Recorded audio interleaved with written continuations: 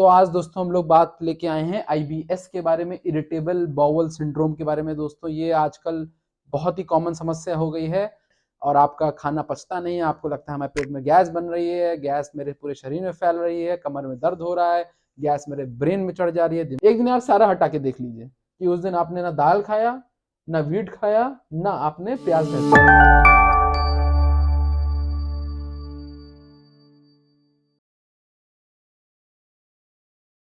Hello friends, मैं हूं आपका डॉक्टर दोस्त डॉक्टर वैभव प्रताप सिंह और मैं आप लोगों का वेलकम करता हूं हमारे चैनल फ्रेंडली डॉक्टर पे। दोस्तों हम हमारे इस चैनल पे कॉमन मेडिकल समस्याओं के रिलेशन में, कॉमन टेस्ट के रिलेशन में वीडियोस बनाते हैं और आप हमारे चैनल को कंसिडर करिएगा प्लीज सब्सक्राइब करने का। तो आज दोस्तों हम लोग बात लेके आए हैं आईबीएस के बारे में, इरिटेबल बाउल सिंड्रोम के बारे में। दोस्तों ये आजकल बहुत ही कॉमन समस्या हो गई है और आप जाते हैं, आपका सारा टेस्ट किया जाता है, सारी जो पेट के रिलेटेड समस्याएं होती हैं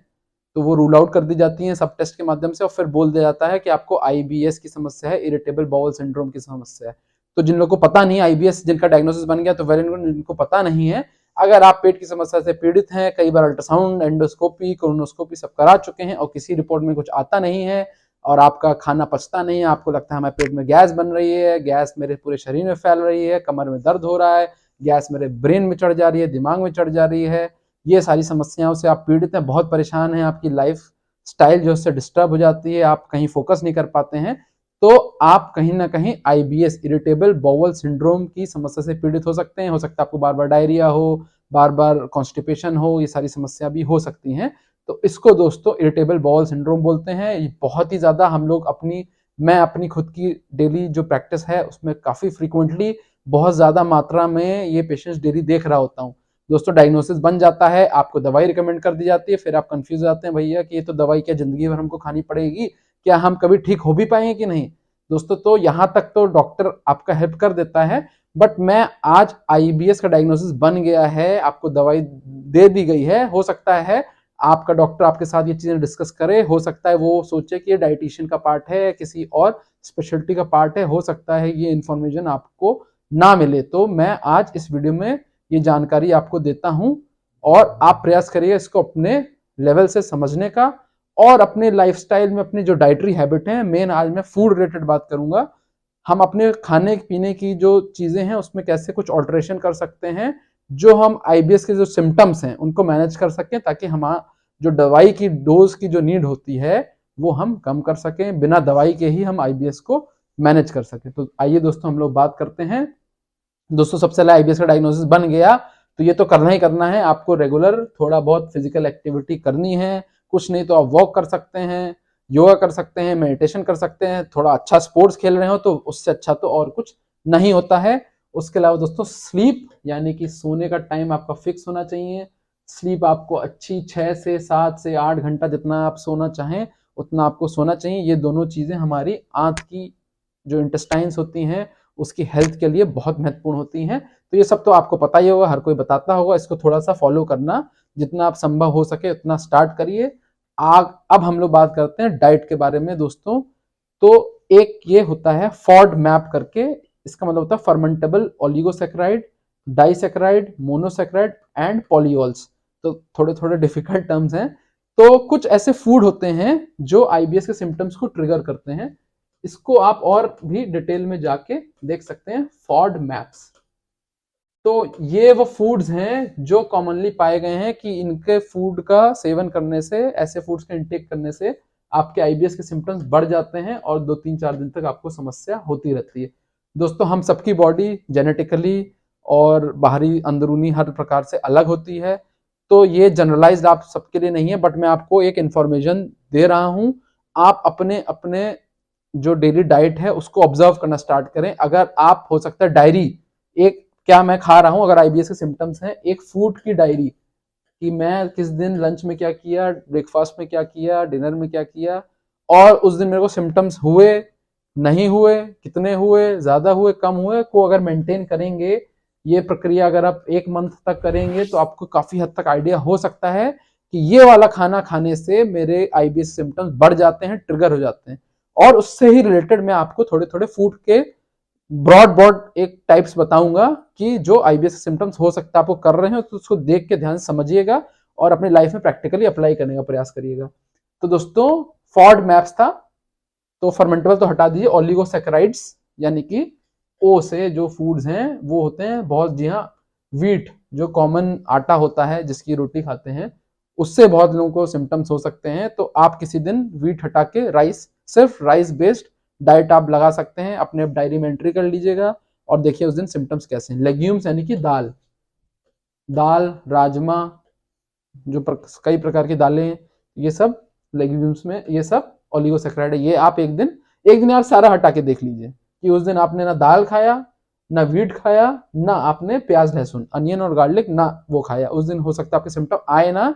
तो जी हाँ, ये आपके आईबीएस के सिम्टम्स के पीछे के कारण हो सकते हैं। फिर आप डीप और डीप भी जा सकते हैं, इसमें कोई डॉक्टर आपकी हेल्प उतना नहीं करेगा जितना आपको अपने बॉडी के बारे में इंफॉर्मेशन है कोई और आपको नहीं दे सकता है। तो आपको थोड़ा सा अलर्ट रहना है, आप स्टडी एज अ साइंटिस्ट, अपना जो सोच है प्रक्रिया एज अ साइंटिस्ट की रखिएगा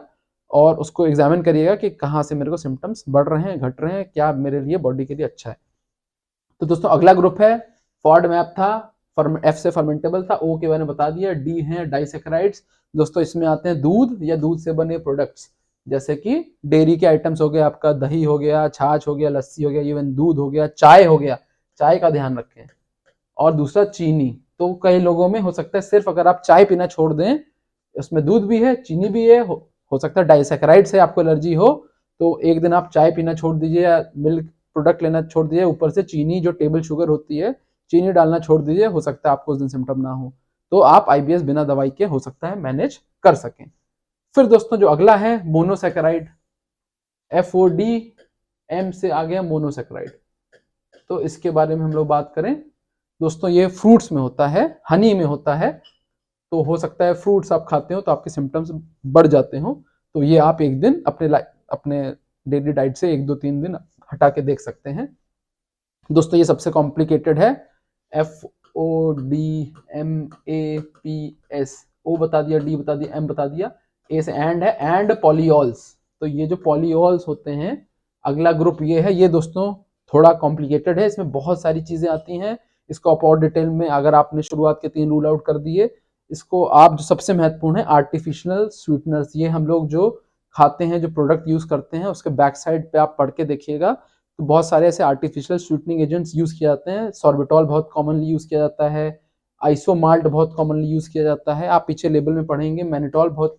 कॉमनली यूज किया जाता है। हो सकता है आप ये प्रोडक्ट यूज कर रहे हो, आप हो सकता है चीनी और ये दूध ये सब हटा के देख भी चुके हो, दालें हटा के देख चुके हैं, तब भी हो सकता है आपको सिम्टम्स आ रहे हों। और ये मुझे जो लगता है जो नए लोगों में जो सिम्टम्स आ रहे हैं वो आर्टिफिशियल स्वीटनर्स की वजह से ही आ रहे हैं। तो इसको भी आप जो प्रोडक्ट ला रहे हैं बाहर से, कोई नमकीन है, कोई चिप्स है, या फॉर एग्जांपल कुछ भी खा रहे हैं, तो उसका बैक लेबल पे सब सारी चीजें मेंशन्ड रहती हैं, उसको आप स्टडी कर सकते हैं। उसके अलावा दोस्तों बहुत सारे वेजिटेबल्स होते हैं जिनमें पॉलीऑल्स होते हैं, कॉलीफ्लावर हो गया,